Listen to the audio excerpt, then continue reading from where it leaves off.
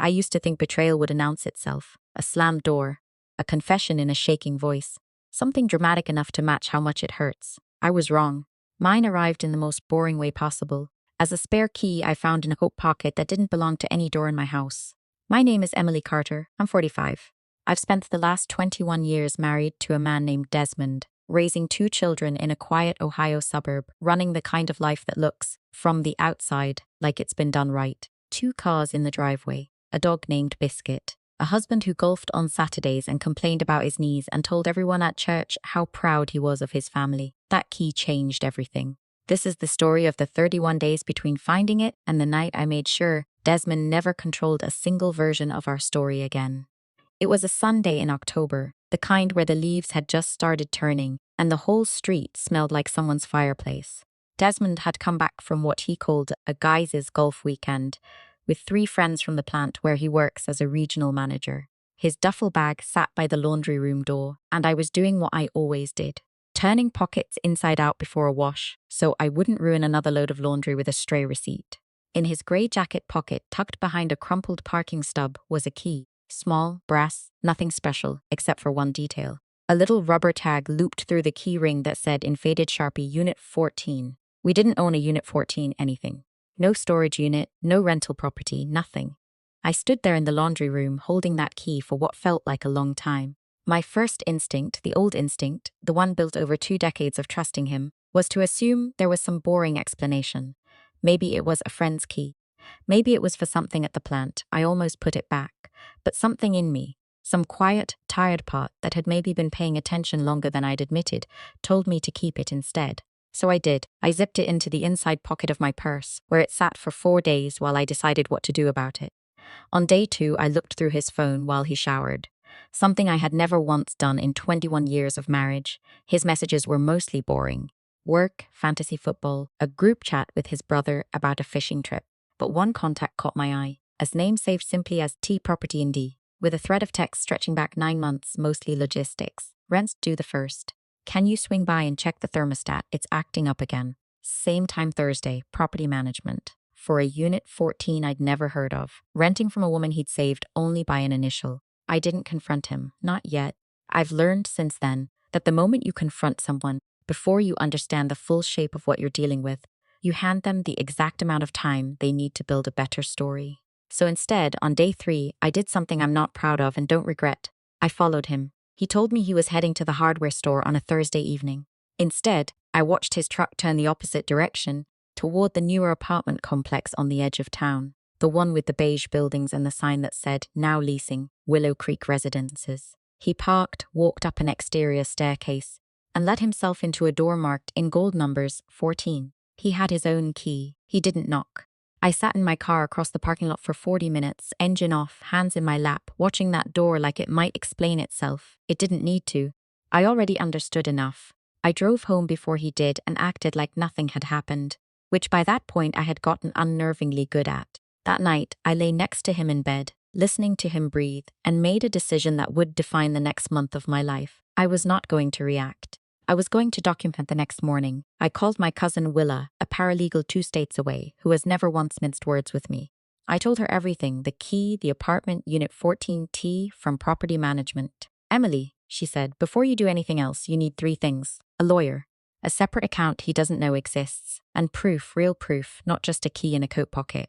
Courts don't care about your gut feeling. They care about paper. She gave me the name of a family attorney 2 towns over, a woman named Odalis Ferreira, who Willa described as terrifyingly organized and impossible to rattle. I made an appointment for that Friday under the excuse of a dentist visit, which, considering how much my jaw had been clenched for 4 days straight, wasn't even entirely a lie. Odalis reviewed what little I had, a photo of the key, the texts I'd screenshotted from his phone, the address of the apartment, and gave me the same advice, in sharper words. Right now you have suspicion. Suspicion doesn't move a case forward, and it definitely doesn't protect your assets. You need financial records, dates, and if possible, her name, full name. Whatever you do, don't confront him until we have that. So I built the folder Odalis asked for. I started with our joint checking account, the one I'd always let Desmond manage because he'd say, you hate spreadsheets, babe. Let me handle the boring stuff. Turns out the boring stuff included a recurring monthly transfer of $150 to an account labeled Willow Creek Prop Mead. Rent, essentially, for an apartment he supposedly didn't have, paid for with money that was supposed to be ours. 11 months of transfers, nearly the exact length of that texting thread with T. Then I found the name. It took me 2 weeks of quiet, careful searching, going through old emails, an insurance renewal notice that had somehow been seeded to a second address I didn't recognize, and one slip. Desmond leaving his laptop open on the kitchen table while he ran outside to yell at the neighbor's dog. The second email address belonged to a woman named Tabitha Reyes, 34, a leasing consultant according to her public work profile at a property company 2 counties over.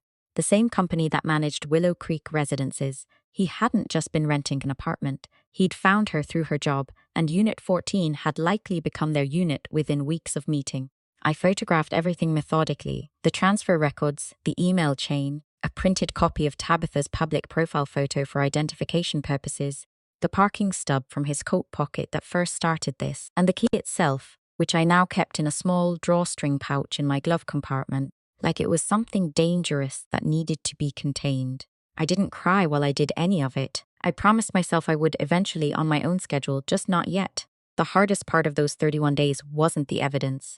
It was watching Desmond start, almost casually, to rewrite our story in front of our kids. Our son, Holt, 17, came to me one evening and said, "Dad said you've seemed kind of stressed lately, and I should try not to add to it." Our daughter, Ivy, 14, mentioned that her father had told her, unprompted, that sometimes marriages just get quiet after a while, and that's normal. Nobody did anything wrong. He was laying groundwork, preparing our children for an ending he hadn't told me about yet, one where he got to be the reasonable, patient husband and I got to be the distant, difficult wife who'd somehow driven him toward Willow Creek residences on my own. I told both kids I loved them and that adults sometimes go through hard patches and that none of it was their responsibility to manage. Then I went into the bathroom, ran to the fan so the noise would cover it, and let myself cry for exactly 6 minutes, the way I'd promised myself I eventually would. Then I washed my face and went back downstairs to help Ivy with her math homework like it was any other Tuesday. Desmond's behavior at home started shifting in small, specific ways I recognized now that I was paying attention like a stranger studying him instead of a wife who trusted him. He started coming home smelling faintly of a perfume that wasn't mine. He started taking calls in the garage instead of the kitchen. Once, unprompted, at dinner, he said, "You know, Em, we've been together a long time. Sometimes I wonder if we've both just gotten comfortable instead of happy." Testing the water for a conversation he apparently intended to have on his terms, later, when it suited him. I said, "Maybe," and passed the potatoes, and watched something like relief cross his face, relief that I hadn't pushed back, relief that his groundwork seemed to be working. He had no idea there was a folder in a locked drawer in my closet, with his handwriting, his bank transfers, and another woman's name in it. 3 weeks into my documentation, an opportunity arrived that I hadn't planned for but immediately recognized as exactly what Odalis had been preparing me for. Desmond's company was hosting its annual regional recognition dinner, a black tie affair at the convention center downtown, celebrating 20 years of the plant's operation in our town, with nearly 200 people expected, executives, local business leaders, the plant's entire management staff, and Desmond mentioned this almost too casually over breakfast. Some of the property management partners the company works with for corporate housing. Might be some new faces there. New faces. I already knew one of them. Desmond asked me to attend as his +1, the way I always did for these things. "It matters that people see us together," he said, straightening his tie in the hallway mirror. "Especially with the promotion coming up. Regional director looks better with a strong marriage behind it." I told him I'd be there. I meant it, just not in the way he expected. I called Odalis that same afternoon and told her everything. The dinner, the property management partners, the very real possibility that Tabitha Reyes would be in that room representing her company. Odalis, for the first time since I'd met her, actually laughed once, quietly. "If he's giving you a room full of witnesses," she said, "and a captive audience that already respects the truth of a company record, that's not a trap for you, Emily. That's an opportunity. Just make sure whatever you say is documented, factual, and calm. No accusations you can't back with paper. Just paper, out loud." I spent the days leading up to the dinner preparing 4 printed pages, laminated so my hands wouldn't shake them into wrinkles. The transfer records showing 11 months of payments to Willow Creek Prop Mund, a printed copy of the email thread revealing Tabitha's identity, a copy of the lease application with both their names typed side by side under co-applicants, and a short, plain timeline in my own handwriting, dates only, no adjectives, exactly the way Odalus had taught me. Facts don't need decoration, they carry their own weight. The night of the dinner, I wore deep emerald green, not black. I didn't want to look like I was in mourning, because for the first time in weeks, I didn't feel like I was. I felt oddly calm, the calm of someone who has already done the hard part in private and is simply choosing when to let the public catch up. The convention center ballroom glittered under strings of warm lights, round tables dressed in white linen, a small stage set up for the evening speeches. Desmond, in his rented tux, worked the room like a man auditioning for a promotion he already half believed he deserved, his hand resting occasionally on my lower back for the benefit of anyone watching. A performance we both understood without ever discussing it. I spotted Tabitha before Desmond noticed me noticing her. 34, exactly as her profile photo had suggested, in a deep red dress, standing near a table reserved for corporate housing partners, laughing easily with two colleagues, entirely unaware that the woman across the room in emerald green already knew her name, her job title, and the exact monthly rent on Unit 14. Our eyes met once, briefly across the room. She had no idea who I was. I let her keep not knowing, for now. Dinner was served, wine was poured. Executives gave brief remarks about 20 years of growth, community partnership, gratitude to families for their support. Then it was Desmond's turn. He walked to the small stage with the easy confidence of a man who has never once been publicly wrong about anything, and began talking about hard work, dedication, and the sacrifices that come with a demanding career. None of this, he said, gesturing broadly, warmly toward our table, would be possible without an incredible family behind me. My wife Emily has supported every long night, every relocation, every hard season for 21 years. Applause. Warm, easy applause, the kind that fills a room like it means something. I let it finish completely before I stood up. I walked to the small stage, not rushing, my heels quiet against the ballroom floor, laminated pages in hand. Desmond's expression shifted from confusion to something tighter as I reached for the microphone he'd just set down. Not with anger, but with the calm, deliberate movement of someone who had rehearsed exactly this moment in her head for 3 weeks. 21 years is a long time, I said, my voice steady, carrying clearly through the room. And I want to add something to what my husband just said, because I think honesty is what actually built this family, not the story we just heard. The room quieted in the particular way a room quietes when it senses correctly that something unscripted is about to happen. For the last 11 months, I continued, part of that dedication my husband mentioned has been going somewhere else. I have the bank transfers. I have a lease with his name on it alongside someone else's. And I have a spare key I found in his coat pocket to an apartment neither of us have ever lived in. Unit 14 at Willow Creek Residences. A ripple went through the room, not gasps exactly, more the sound of 200 people suddenly recalculating everything they thought they knew about the man on stage. Desmond stepped toward me. Emily, this isn't the place. You chose the place, I said, still calm, still facing the room, not him. You chose to talk about dedication in front of everyone your career depends on. I'm just finishing the sentence honestly. I found Tabitha's face in the crowd. She had gone very still, her wine glass frozen halfway to her lips. I didn't say her name into the microphone. I didn't need to. Desmond's face, when he followed my gaze to her table, said everything the room needed to understand. I'm not here to end anyone's career tonight, I said. Most of the people in this room have nothing to do with this. I'm only here to make sure the truth is in the room too, since it apparently wasn't invited on its own.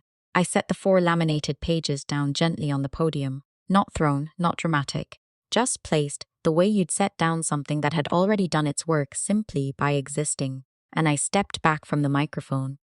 Desmond stood there under the stage lights, mouth open, no sound coming, for what might have been the first time in his adult life that he didn't have a next line ready. Tabitha left through a side door before the dessert course. Nobody stopped her, nobody needed to.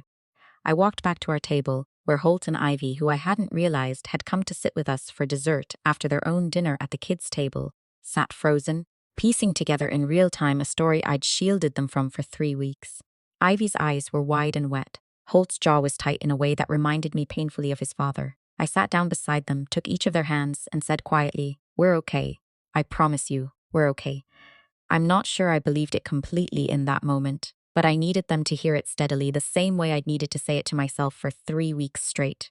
Desmond found his way back to our table 20 minutes later, pale, quiet, the confident man from the stage entirely gone. We need to talk about this at home, he said. We will, I said.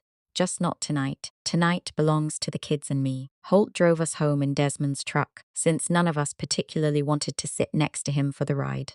The car was quiet, except for the hum of the engine, and occasionally, Ivy sniffling in the back seat. I watched the streetlights slide past the window and felt something I hadn't expected to feel yet. Not triumph, not really, but a kind of loosening, like a hand that had been clenched for 3 weeks was finally allowed to open. Desmond moved out 11 days later, into, as it turned out, a short-term corporate rental his company arranged for him, not Willow Creek residences. I don't know, and honestly don't care, what happened to Unit 14 after that night. The divorce is moving through Odalis's office now, slow and procedural, exactly the way she promised it would. Methodically, on paper, in the way that protects rather than punishes. The transfer records, the lease, the timeline, all of it matters now in rooms far quieter than that ballroom, rooms where paperwork does the talking instead of a microphone. Some evenings I still stand in the laundry room, by the same pile of pockets I used to absent-mindedly turn out before every wash, and I think about how close I came to putting that key back where I found it and never thinking about it again. I think about the version of me who almost did that, tired, trusting, willing to explain away a brass key with a rubber tag because the alternative was too heavy to hold. I'm grateful, in a strange, complicated way, that I didn't put it back. Holt is finishing his senior year now, and some nights he sits with me at the kitchen table doing homework the way he used to when he was small. Like something between us needed rebuilding, and this was how we were quietly doing it. Ivy asked me last week, out of nowhere, whether I was happy, and I told her the truth, that I was getting there, one ordinary Tuesday at a time. The house is mine now in a way it hadn't fully been in years. Not because of the ballroom, not because of a folder of laminated pages, but because I finally stopped making myself smaller to keep a peace that was never really peace at all, just quiet, carefully managed in someone else's favor. If you've ever found the one small ordinary object that quietly unraveled everything you thought you knew, a key, a receipt, a name you weren't supposed to see, I want to hear about it. Tell me where you're listening from tonight and what you did when you found it. And if this story meant something to you, stay close. We've got many more like it coming, and we're only just getting started.